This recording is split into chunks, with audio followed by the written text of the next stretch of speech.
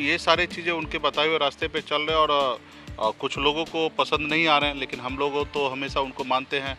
और हमने तो कुछ नहीं किया। उनके जयंती इस शहादत दिवस के अवसर पर हम लोगों ने उनके लिए कार्यक्रम रखा, लेकिन सरकार को पसंद नहीं था, इसलिए इशू खड़ा हो गया।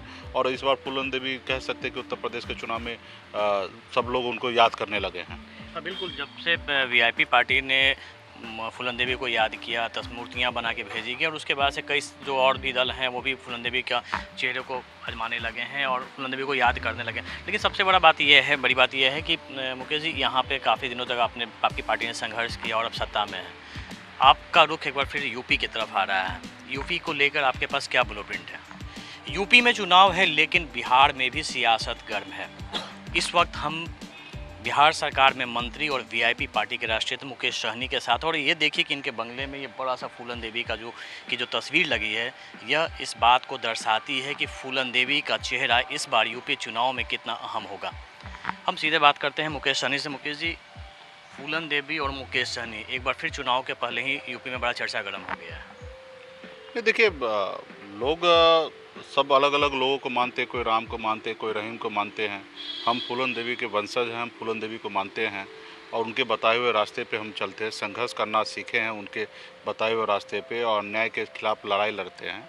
तो ये सारी चीज़ें उनके बताए हुए रास्ते पे चल रहे हैं और कुछ लोगों को पसंद नहीं आ रहे हैं, लेकिन हम लोग तो हमेशा उनको मानते हैं। और हमने तो कुछ नहीं किया। उनके जयंती इस शहादत दिवस के अवसर पर हम लोगों ने उनके लिए कार्यक्रम रखा, लेकिन सरकार को पसंद नहीं था, इसलिए इशू खड़ा हो गया। और इस बार फूलन देवी कह सकते हैं कि उत्तर प्रदेश के चुनाव में सब लोग उनको याद करने लगे हैं। हाँ बिल्कुल, जब से वीआईपी पार्टी ने फूलन देवी को याद किया, 10 मूर्तियाँ बना के भेजी गई और उसके बाद से कई जो और भी दल हैं वो भी फूलन देवी का चेहरे को आजमाने लगे हैं और फूलन देवी को याद करने लगे। लेकिन सबसे बड़ी बात यह है कि मुकेश जी, यहाँ पे काफ़ी दिनों तक आपकी पार्टी ने संघर्ष किया और अब सत्ता में है। आपका रुख एक बार फिर यूपी की तरफ आ रहा है। यूपी को लेकर आपके पास क्या ब्लूप्रिंट है? देखिए, यूपी में संघर्ष तो हम लगातार 2014 से बिहार और उत्तर प्रदेश लगातार कर रहे हैं। 2016 से ही उत्तर प्रदेश में हम काम कर रहे हैं। गौराज निषाद जी का बड़े प्रतिमा लगाना या संगठन के माध्यम से काम करना, लगातार हम लोग उत्तर प्रदेश में लगे हैं। इस बार 2022 का चुनाव है तो निश्चित तौर पे स्पेशल हम प्लानिंग कर रहे हैं। अभी हमारा इच्छा है कि हर घर तक फूलन देवी का प्रतिमा लगे। इसके लिए 50,000 प्रतिमा बनाई जा रही है। मुंबई में, बिहार में, दिल्ली में अलग अलग जगह पे लोगों को काम दे के काम चालू है। और आने वाले समय में आपको दिखेगा कि जहाँ जहाँ हम लोग चुनाव लड़ेंगे, हमने 165 सीट को हमने चिन्हित किया है। तो ऑलमोस्ट मान सकते हैं कि हर बूथ पर फूलन देवी का प्रतिमा लोग अपने घर पे लगाएंगे। हमने ऑनलाइन आवेदन लिया है, जिसमें अभी तक हमारे पास कम से कम 90,000 आवेदन हमारे पास आ चुका है फूलन देवी का प्रतिमा भेजने का। अभी हमारा 50,000 का लक्ष्य है और हमें चुनाव से पहले हम घर तक फूलन देवी का प्रतिमा भेजेंगे और इसका कार्यक्रम आने वाले समय में दिखेगा। रहा कि पॉलिटिकल पार्टी हमारी बनी है, हमने बिहार में संघर्ष करके सत्ता के नज़दीक पहुँचे हैं, सत्ता में हैं और उसी तरीके से हम चाहेंगे कि उत्तर प्रदेश में भी हमारी पार्टी मजबूती से काम करे, निषाद समाज के हक अधिकार की बात करें उनके, क्योंकि बिहार और उत्तर प्रदेश में एक ही हमारा नारा है, निषाद समाज को आरक्षण मिले। जब बंगाल में और दिल्ली में निषाद को आरक्षण है तो बिहार और उत्तर प्रदेश में क्यों नहीं? और उसी को संघर्ष करते करते ये पॉलिटिकल पार्टी बना। हम बिहार मंत्री बनने के लिए मुंबई से नहीं आए, हम अपने समाज को न्याय दिलाने के लिए आए। और ये एक मेरा पड़ाव है कि आज लड़ते लड़ते पार्टी बना और पार्टी बनने के बाद आज हम सरकार का एक हिस्सा है और हम आज मंत्री हैं। लेकिन मैं मंत्री वो सोच के मैं कभी भी बिहार नहीं आया था। तो मेरा आज भी लड़ाई वही है कि निषाद समाज को आरक्षण मिले। देश एक है, संविधान एक है, तो फिर निषाद के साथ भेदभाव क्यों? जब बंगाल में आरक्षण मिल सकता है, जब दिल्ली में आरक्षण मिल रहा है, तो बिहार और उत्तर प्रदेश या झारखंड में क्यों नहीं? तो यही मेरा नारा है। केंद्र सरकार से मैं इसी को लेकर हमेशा उनके संपर्क में रहा कि निषाद को आरक्षण मिले। और मैं अभी भी केंद्र सरकार से कह सकता हूं कि मैं नाराज़ हूं कि केंद्र सरकार ने कई बार वादा किए कि आरक्षण करेंगे, लेकिन अभी तक आरक्षण नहीं हुआ। तो इस बार हम अपनी ताकत दिखाएंगे, हम लड़ेंगे। हम उत्तर प्रदेश में कितना बेहतर कर पाएंगे वो समय बताएगा, लेकिन हम निश्चित तौर पर वहाँ पर लड़ेंगे। इस बार देखा जा रहा है कि पूर्वांचल के जो सीट हैं वो काफ़ी महत्वपूर्ण होंगे। यूपी में सत्ता जिसको मिलेगी, जिसकी मकर पूर्वांचल में मजबूत होगी, वो यूपी में सत्ता हासिल करेगा। पूर्वांचल में निषादों की काफ़ी अच्छी तादाद है। पूर्वांचल को लेकर आपके पास क्या है? पूर्वांचल में ही मैक्सिमम जो 165 सीट है, जिसमें से कह सकते 125 सीट पूर्वांचल का ही है। तो उस पर हम लोग मजबूती से लड़ेंगे हम कितना जीतेंगे इसकी दावा तो नहीं कर सकते, लेकिन हमारी स्थिति बहुत अच्छा होगा।